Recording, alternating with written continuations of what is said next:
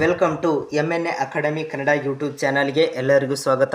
ಇವತ್ತಿನ ವಿಡಿಯೋದಲ್ಲಿ ಏನೆಂದರೆ ಕರ್ನಾಟಕ ರಾಜ್ಯ ಅಗ್ನಿಶಾಮಕ ಮತ್ತು ತುರ್ತು ಸೇವೆಗಳ ಇಲಾಖೆಯಲ್ಲಿ ಖಾಲಿ ಇರುವ 975 ಹುದ್ದೆಗಳಿಗೆ ಹೊಸ ಅಧಿಸೂಚನೆಯನ್ನು ಬಿಡುಗಡೆ ಮಾಡಲಾಗಿದ್ದು, ಇಲ್ಲಿ ಖಾಲಿ ಇರುವ ಹುದ್ದೆಗಳ ಮಾಹಿತಿಯನ್ನು ಇವತ್ತಿನ ವಿಡಿಯೋದಲ್ಲಿ ನಾವು ತಿಳಿಸ್ತಾ ಇದ್ದೀವಿ.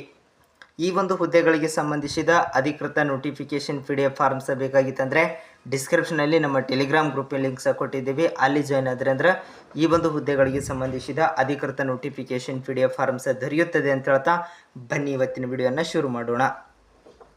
ನೋಡಿ, ಇಲಾಖೆ ಅಥವಾ ಸಂಸ್ಥೆ ಹೆಸರನ್ನು ನೋಡೋದಾದರೆ ಕರ್ನಾಟಕ ಅಗ್ನಿಶಾಮಕ ಮತ್ತು ತುರ್ತು ಸೇವೆಗಳ ಇಲಾಖೆಯಲ್ಲಿ ಖಾಲಿ ಇರುವ ಹುದ್ದೆಗಳಾಗಿರುವಂಥದ್ದು.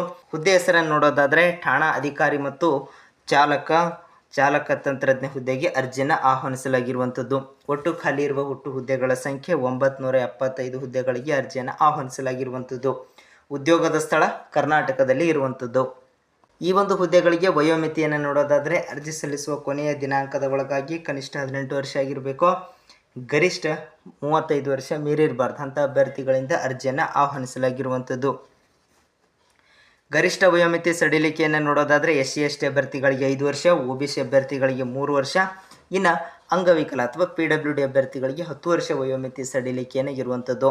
ಇನ್ನು ಈ ಒಂದು ಹುದ್ದೆಗಳಿಗೆ ಆಯ್ಕೆ ಪ್ರಕ್ರಿಯೆ ಯಾವ ರೀತಿ ಇರುತ್ತಪ್ಪ ಅಂತಂದರೆ, ಅಭ್ಯರ್ಥಿಗಳನ್ನು ಆಯ್ಕೆ ಮಾಡಲು ಸ್ಪರ್ಧಾತ್ಮಕ ಪರೀಕ್ಷೆಯ ಮೂಲಕ ಆಯ್ಕೆಯನ್ನು ಮಾಡಲಾಗುವುದು. ಸ್ಪರ್ಧಾತ್ಮಕ ಪರೀಕ್ಷೆಯ ಸಾಮಾನ್ಯ ಪತ್ರಿಕೆ ಮತ್ತು ನಿರ್ದಿಷ್ಟ ಪತ್ರಿಕೆಗಳನ್ನು ಹೊಂದಿದ್ದು, ಪ್ರತಿಯೊಂದು ಪತ್ರಿಕೆಯು 100 ಅಂಕಗಳನ್ನು ಹೊಂದಿರುತ್ತದೆ. ಒಟ್ಟು 200 ಅಂಕಗಳಿಗೆ ಪರೀಕ್ಷೆಯನ್ನು ನಡೆಸಲಾಗಿರುವಂಥದ್ದು.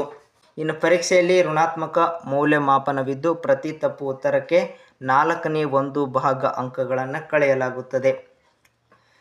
ಅರ್ಜಿ ಸಲ್ಲಿಸಲು ಪ್ರಾರಂಭದ ದಿನಾಂಕ ಮತ್ತು ಕೊನೆಯ ದಿನಾಂಕವನ್ನು ಶೀಘ್ರದಲ್ಲೇ ಬಿಡುಗಡೆ ಮಾಡಲಾಗಿದೆ ಎಂದು ಅಧಿಕೃತ ನೋಟಿಫಿಕೇಶನಲ್ಲಿ ತಿಳಿಸಲಾಗಿದ್ದು, ಅರ್ಜಿ ಸಲ್ಲಿಸಲು ಪ್ರಾರಂಭದ ದಿನಾಂಕ ಮತ್ತು ಕೊನೆಯ ದಿನಾಂಕ ಬಿಟ್ಟ ನಂತರ ಮತ್ತೊಂದು ವಿಡಿಯೋ ಮುಖಾಂತರ ಆದಷ್ಟು ಬೇಗನೆ ನಿಮಗೆ ತಲುಪಿಸ್ತೇವೆ ಅಂತ ಹೇಳ್ತಾ ಇವತ್ತಿನ ವಿಡಿಯೋ ಇಷ್ಟ ಆದರೆ ಲೈಕ್ ಮಾಡಿ, ಶೇರ್ ಮಾಡಿ.